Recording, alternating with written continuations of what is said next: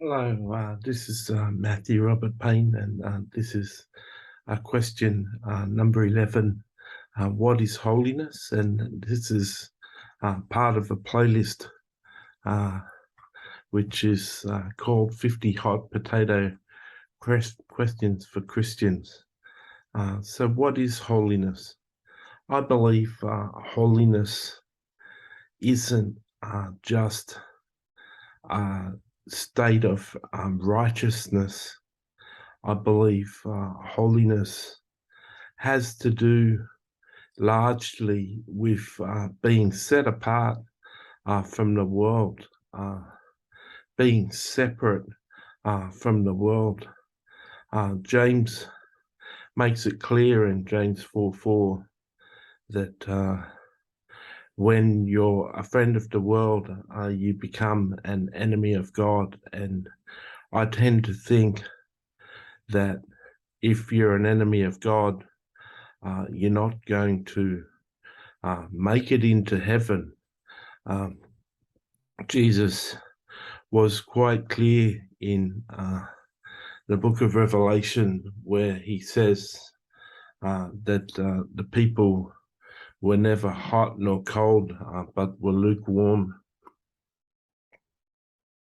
because of their riches. And they felt that they had no need for God. So it was an accumulation of riches that the people had that was affecting their walk. And Jesus called them lukewarm and said that he would vomit them out of his mouth. And one thing I know about vomit is when you vomit something, it's very unpleasant, but you don't go and pick up the vomit and put it back into your mouth, saying, this is my body. I'm going to collect it and put it back where it came from. So if Jesus actually vomited part of his body out, it's part that's not going to come back. So I believe a person who is holy is a person who truly pleases God, and they have a life that's focused on God and solely on God. They have certain interests that please God. They have a way about them that pleases God. They're not entangled with the things of the world. Jesus said in the parable of the soils that people